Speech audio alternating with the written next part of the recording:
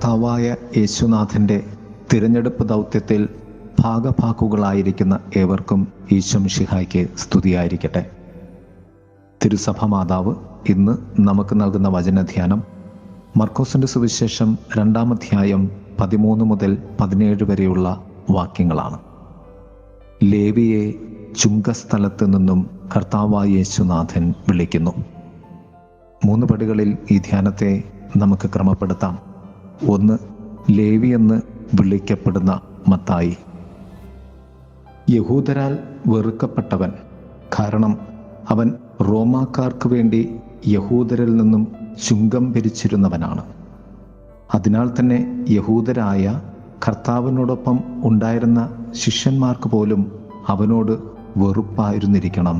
ആ സമയം എല്ലാവരും കുറ്റം പറയുന്നവനും കുറ്റം പറയുവാൻ സാധ്യത ഉണ്ടായിരുന്നവനുമായ ലേവിയിൽ കർത്താവ് കണ്ട സാധ്യത തൻ്റെ ശിഷ്യനാവുക എന്നതും തൻ്റെ സുവിശേഷത്തിൻ്റെ രചയിതാവ് ആവുക എന്ന വലിയ ദൗത്യവുമാണ്. 2. ചുങ്കക്കാരനായ ലേവിയുടെ ദൈവവിളി. പൂർണ്ണരായവരെ അല്ല യേശുനാഥൻ തിരഞ്ഞെടുത്തത്, എന്നാൽ യേശു തിരഞ്ഞെടുത്തവരെയെല്ലാം പൂർണ്ണതയുടെ വിളിയിലേക്കാണ് കർത്താവ് തിരഞ്ഞെടുത്തത്. ഞാൻ പൂർണ്ണതയുള്ള വ്യക്തി എന്ന് ചിന്തിക്കുന്നിടത്തു നിന്ന് ദൈവവിളിയുടെ കാഴ്ച നിനക്ക് നഷ്ടമാവുകയാണ്. നിന്റെ അപൂർണതയ്ക്കും ദൈവത്തിൻ്റെ അപരിമേയ മഹത്വത്തിനുമിടയിൽ നിലകൊള്ളുന്ന സത്യമാണ് ദൈവവിളി. അതിനാൽ തന്നെ എല്ലാവരും വെറുത്തിരുന്ന ചുങ്കക്കാരനായ ഒരുവൻ അപരിമേയ ദൈവത്തിൻ്റെ മുൻപിൽ ശിരസ്സ് നമിച്ച് ജീവിച്ചവനായിരുന്നു എന്ന് നമുക്ക് അനുമാനിക്കേണ്ടി വരും. അല്ലെങ്കിൽ യേശുനാഥൻ കടന്നുപോയ ആ നിമിഷം താനെന്ന സത്യത്തേക്കാൾ അധികമായി ക്രിസ്തു എന്ന ദൈവത്തിൽ ആയിരിക്കാൻ അവൻ ആഗ്രഹിച്ചിട്ടുണ്ടാകണം. അവൻ്റെ കുറവുകളിലും അവൻ്റെ പാപങ്ങളിലും അവൻ്റെ കുറ്റങ്ങളിലും അവൻ അനുതപിച്ചുകൊണ്ട് കർത്താവിലേക്ക് സമ്പൂർണ്ണ സമർപ്പണം നടത്തിയിട്ടുണ്ടാകണം. നീയും ക്രിസ്തുവും തമ്മിലുള്ള ബന്ധത്തിൻ്റെ ഇടയിലുള്ള ഹൃദയത്തുടിപ്പാണ് നിന്റെ ദൈവവിളി. നിന്റെ വീഴ്ചയല്ല, ക്രിസ്തുവിലുള്ള നിന്റെ ഉയർച്ചയാണ് അത്. ദൈവത്തിൻ്റെ ശക്തി നമ്മിലെ ബലഹീനതയിലാണ് പൂർണ്ണമാകുന്നത്. 3. ചുങ്കക്കാരൻ ലേവിയുടെ വിരുന്നുണ്ട കർത്താവ്. ക്രിസ്തുവിൻ്റെ വിളിയിലും ലേവിയുടെ പ്രത്യുത്തരത്തിലും ലേവി തിരസ്കരിച്ച തൻ്റെ ഭീമമായ സമ്പാദ്യത്തിലും വലിയ ആശ്ചര്യമാണ് നമുക്ക് തോന്നുന്നത്. അതിലും വലിയ ആശ്ചര്യമല്ലേ ചുങ്കക്കാരൻ ലേവിയുടെ വീട്ടിൽ ലേവി ഒരുക്കിയ വിരുന്നുണ്ണുവാൻ ദൈവപുത്രനായ യേശുനാഥൻ കടന്നു വന്നത്. പാപി എന്ന് മുദ്രകുത്തപ്പെട്ട ഒരുവൻ്റെ ആതിഥ്യം സ്വീകരിക്കുന്ന സമൂഹത്തിലെ എത്ര ബഹുമാന്യരാണ് നമ്മുടെ മധ്യേ ഉള്ളത്. അല്ലെങ്കിൽ ആർക്കും ഇഷ്ടമില്ലാത്തവരുടെ വീട്ടിൽ ഊണുണ്ണുവാൻ ആരാണ് നമ്മുടെയൊക്കെ നാട്ടിൽ പോകുന്നത്? നീതിമാന്മാരെന്ന് സ്വയം കണക്കാക്കുന്നവർക്കാണ് ഇതിനെ വിമർശിക്കുവാൻ ആകുന്നത്. ക്രിസ്തുനാഥൻ രോഗികളെ സൗഖ്യമാക്കുവാനും മുറിവേറ്റവരെ വെച്ചുകെട്ടുവാനും വന്ന ദൈവപുത്രനാണ്. സ്വയം നീതിമാന്മാർ എന്ന് കണക്കാക്കുന്നവരുടെ രോഗങ്ങൾ, മുറിവുകൾ മാത്രമേ അവന് വെച്ചുകെട്ടി സൗഖ്യമാക്കാൻ കഴിയാതിരുന്നുള്ളൂ.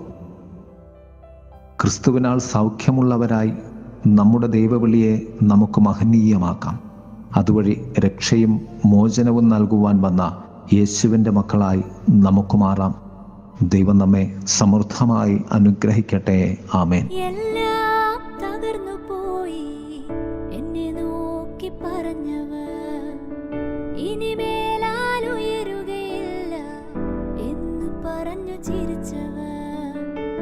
എല്ലാം തകർന്നു പോയി എന്നെ നോക്കി പറഞ്ഞവർ ഇനിമേലാൽ ഉയരുകയില്ല എന്നു പറഞ്ഞു ചിരിച്ചവർ. എങ്കിലും എന്നെ നീ കണ്ടതു അതതിശയം, എന്നുണർവിൻ പുകഴ്ചയെല്ലാം നിനക്കൊരുവനു മാത്രമേ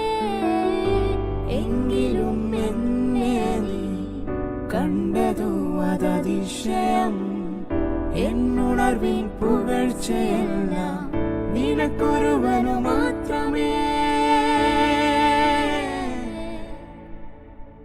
നീ മാത്രം വളരണം, നീ മാത്രം വളരണം, നീ മാത്രം വളരണം, നീ മാത്രം യേശുവേ.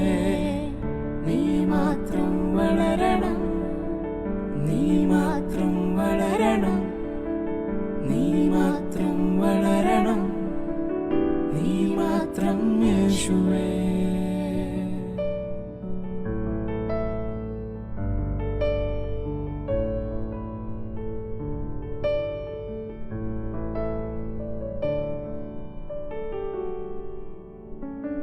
ഉടഞ്ഞു പോയ പാത്രമാണേ ഉപയോഗമറ്റിരുന്നു, ഒന്നിനും ഉതകാതെ തള്ളപ്പെട്ടു കിടന്നിരുന്നു. ഉടഞ്ഞു പോയ പാത്രമാണ് ഉപയോഗമറ്റിരുന്നു, ഒന്നിനും ഉതകാതെ തള്ളപ്പെട്ടു കിടന്നിരുന്നു. കുശവനെ നിൻകാരം നീട്ടി എന്നെ മെനഞ്ഞല്ലോ, വീണുപോയ ഇടങ്ങളിലെല്ലാം എൻ തലയെ ഉയർത്തിയേ. കുശവനെ നിൻ കരം നീട്ടി എന്നെ മെനഞ്ഞല്ലോ, വീണുപോയ ഇടങ്ങളിലെല്ലാം എൻ തലയെ ഉയർത്തിയേ. നീ മാത്രം വളരണം, നീ മാത്രം വളരണം, നീ മാത്രം വളരണം, നീ മാത്രം യേശുവേ.